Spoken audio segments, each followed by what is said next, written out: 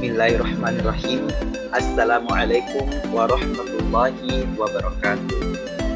Baiklah, saya Muhammad Al-Ghifari Al-Ayyubi dari jurusan Pendidikan Matematika Fakultas Tarbiyah dan Keguruan Universitas Islam Negeri Alauddin Makassar. Pada video pembelajaran kali ini, saya akan menjelaskan materi mengenai geseran dan translasi, di mana materi ini merupakan salah satu pokok pembahasan pada mata kuliah Geometri Transformasi. Nah, untuk lebih jelas mengenai materinya, langsung saja kita masuk ke pembahasan. Jadi yang pertama, kita akan membahas mengenai ketentuan dan sifat-sifat.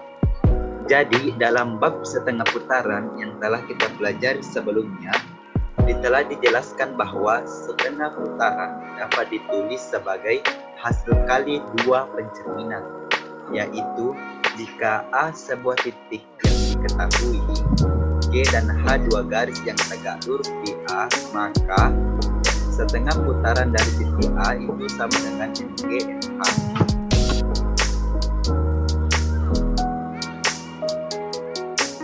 Jadi di sini terdapat dua garis yang tegak lurus,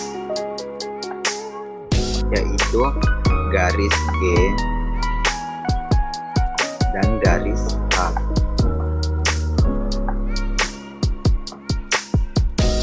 Tegak lurus.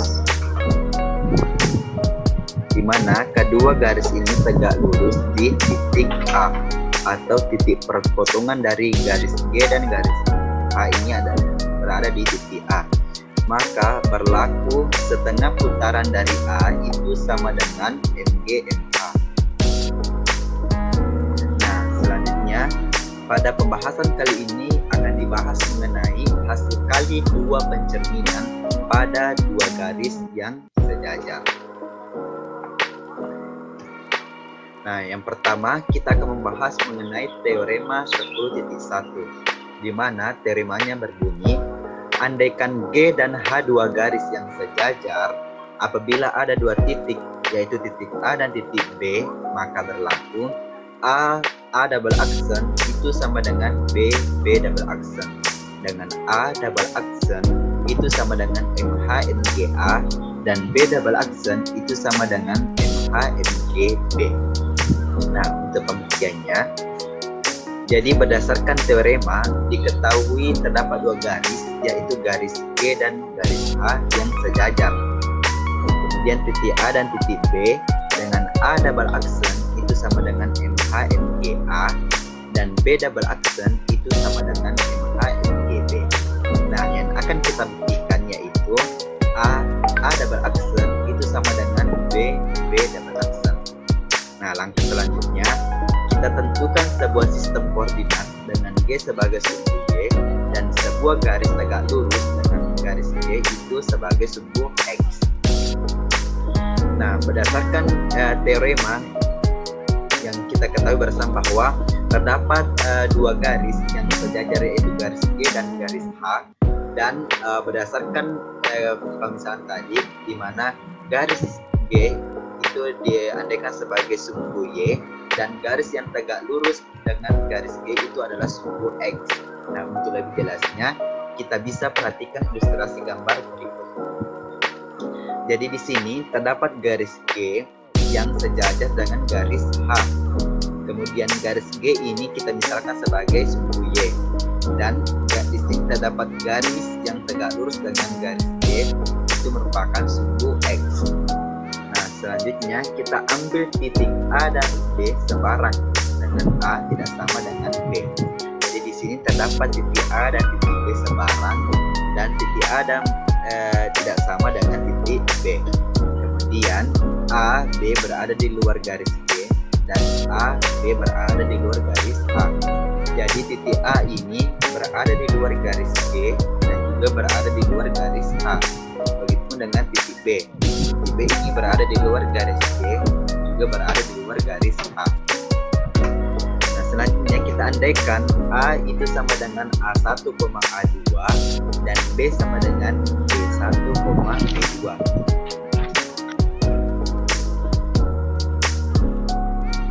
Jadi untuk titik A koordinatnya itu di sini,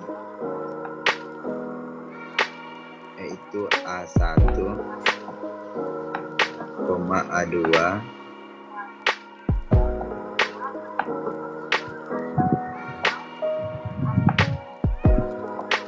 kemudian titik B-nya itu diandaikan yaitu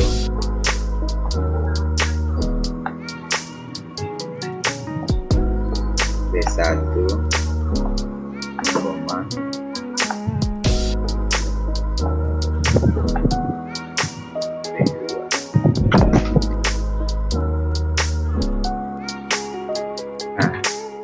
Jadi yang akan dibuktikan yaitu setengah putaran dari titik A ke titik N itu sama dengan B double aksen, dengan N itu adalah titik tengah dari B A double aksen. Jadi di sini terdapat titik A, titik N, di mana titik N ini merupakan titik tengah dari B A double aksen.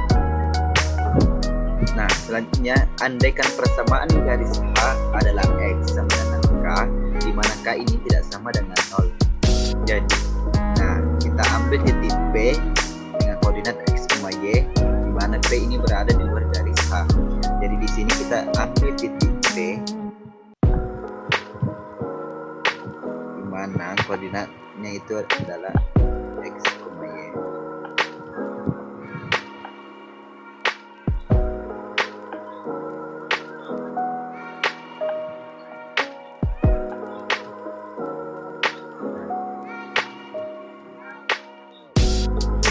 Di sini kita ambil tarik garis sini dan membentuk titik sehingga diperoleh titik B aksen. Nah, jadi diperoleh MHP sama dengan B aksen, sehingga P aksen itu memotong H di titik Q dengan koordinat K, Y. Jadi di sini terdapat titik Q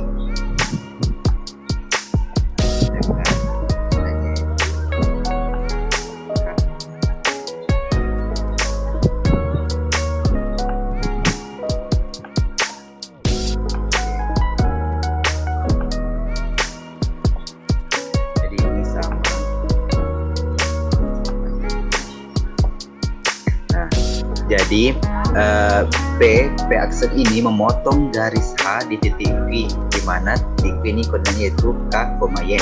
Nah, kenapa bisa dihasilkan K, Y? Karena kan di sini koordinat P-nya itu X, Y. Nah, sedangkan di sini pada pemisahan tadi X-nya itu misalkan sama dengan K. Jadi kita ganti atau kita substitusi K ke dalam X. Jadi kita ganti X menjadi K sehingga diperoleh K, Y. Nah, jadi diperoleh MHP sedangkan P aksen, sehingga P aksen memotong H di titik Q, K, Y dengan Q. Q ini adalah titik tengah dari P aksen. Nah, karena Q itu K, Y dan P itu X, Y, maka misalkan P sama dengan X1, di sini terdapat kesalahan. Jadi di sini X1, Y1 sehingga diperoleh Q sama dengan X1 ditambah X per 2, Y1 ditambah Y per 2 sama dengan kita masukkan nilai Q-nya yaitu K, Y. Jadi K, Y sama dengan X1 ditambah X per 2, Y1 ditambah Y per 2.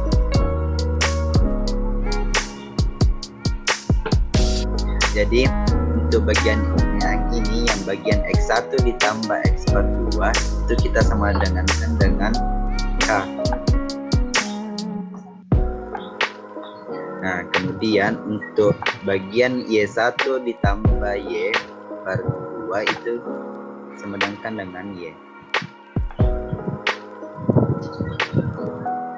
Sehingga diperoleh X1 ditambah X per 2 itu sama dengan K, sama dengan, kemudian masing-masing ruas kita kalikan dengan 2 sehingga diperoleh X1 ditambah X sama dengan 2K.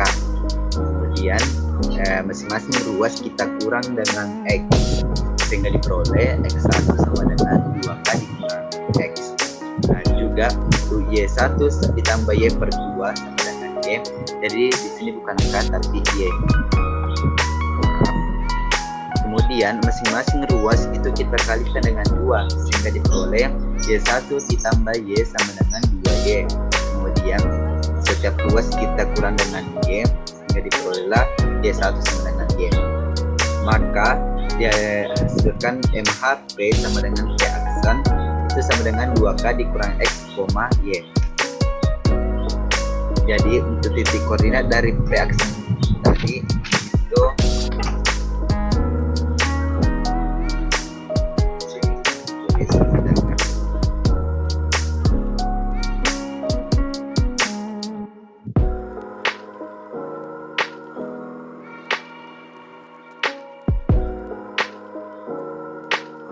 2K dikurang X, Y.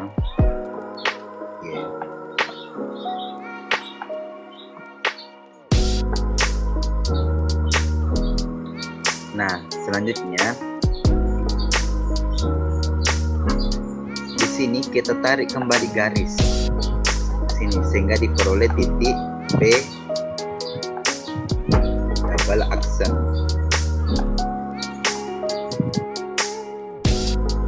Nah, kita lihat kedudukan titik P double aksen ini, yaitu berada di sumbu X dengan nilai min dan negatif dan berada di sumbu Y yang bernilai positif, sehingga koordinatnya yaitu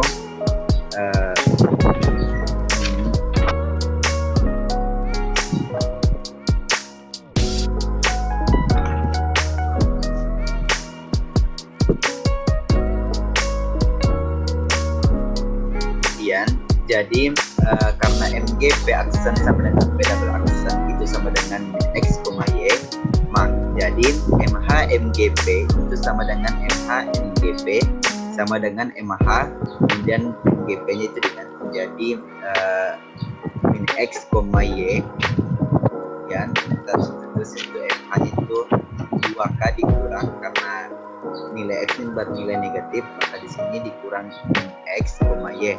Kemudian kita operasikan sehingga diperoleh 2K ditambah X, Y. Di sini menjadi positif karena min ketemu min sehingga positif.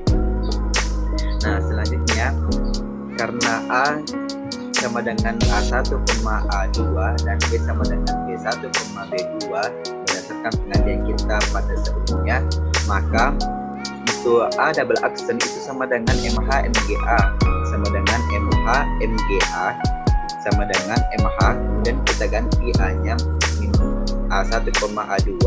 Dan di sini kan untuk A1, A2 itu X, Y, dan sedangkan di sini tadi X-nya itu bernilai negatif, dan di sini kita tulis min A1, A2. Kemudian kita substitusi ke MHP-nya, MH-nya 2K, kemudian ditambah A1, A2. Jadi di sini sama pengerjaannya dengan MH MGP di sini. Jadi di sini kita dapat 2K dikurang min A A2. Kemudian kita operasikan sehingga diperoleh hasil 2K ditambah A1, A2. Nah, kemudian untuk B double aksen itu sama dengan MH MGB sama dengan MH MGB sama dengan MH, kemudian MGB-nya kita ganti menjadi min B1, B2. Kemudian kita operasikan dengan substitusi MH-nya itu 2K dikurang min B1, B2 sehingga diperoleh hasil 2K ditambah B1 ditambah B2.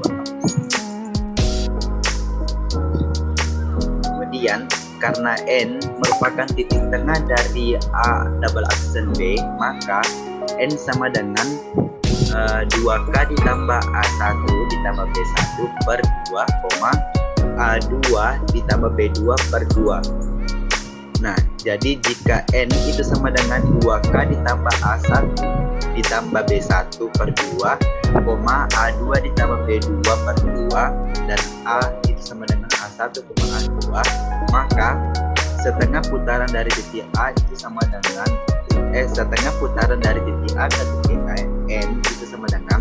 Jadi di sini kita ingat kembali konsep setengah putaran, di mana konsepnya yaitu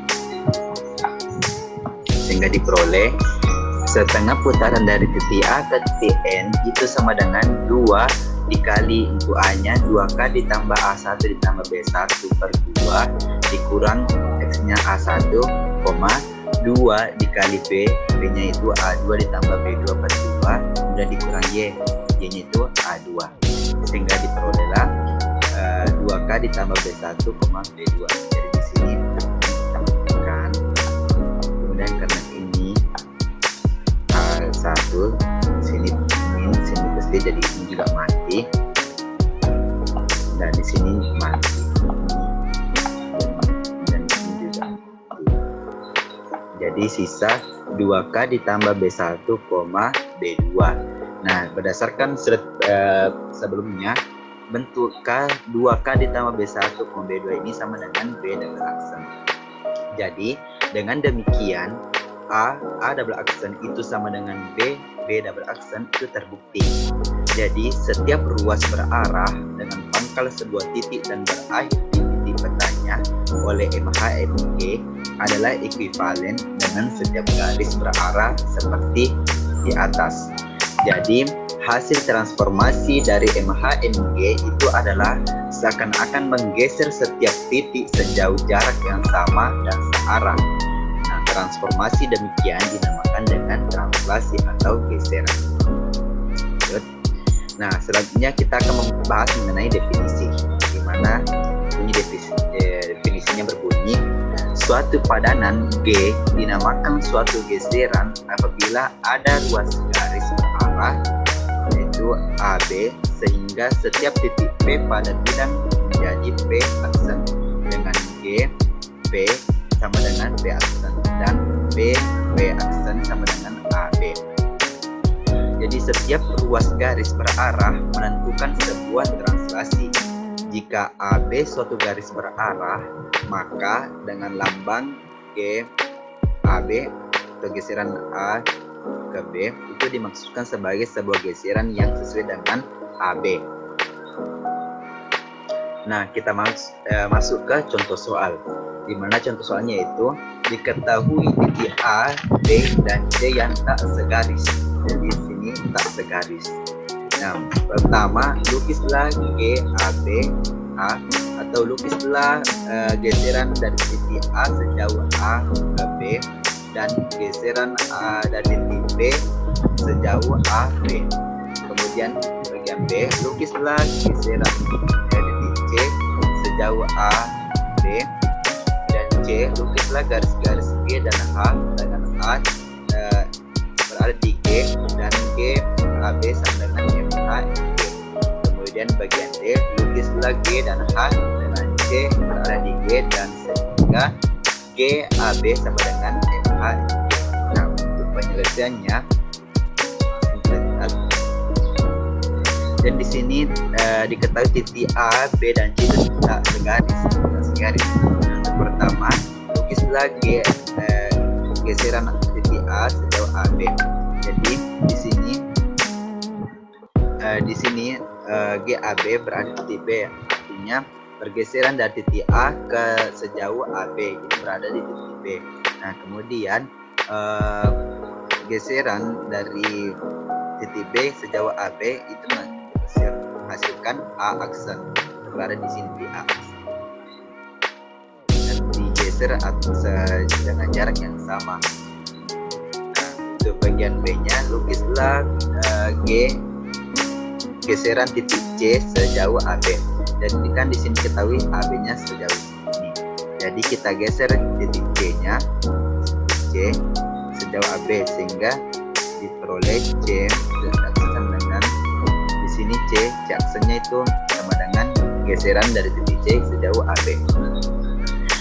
Nah, selanjutnya bagian C, mungkin teman-teman bisa simak mengenai penyelesaiannya atau saya jelaskan bagian C-nya. Lukislah garis-garis G dan H dengan A berada di G dan G AB atau geseran AB itu sama dengan MHG. Dan di sini terdapat garis-garis G dan garis A dengan A ini berada di garis G. Nah, kemudian geseran A sejauh AB itu sama dengan B. Ini contoh tadi sama dengan B. Dan juga MH MGA itu sama dengan B. Jadi geseran AB itu sama dengan MH MG. Jadi mungkin cukup sekian yang sempat saya jelaskan pada kesempatan kali ini. Lebih dan kurangnya mohon dimaafkan. Ada benarnya datanya dari Allah Subhanahu wa taala dan ada salahnya berasal dari diri saya pribadi selaku manusia yang terlupa dari kesalahan. Wa'tasimu bihablillahi jami'an wa la tafarraqu. Assalamualaikum warahmatullahi wabarakatuh.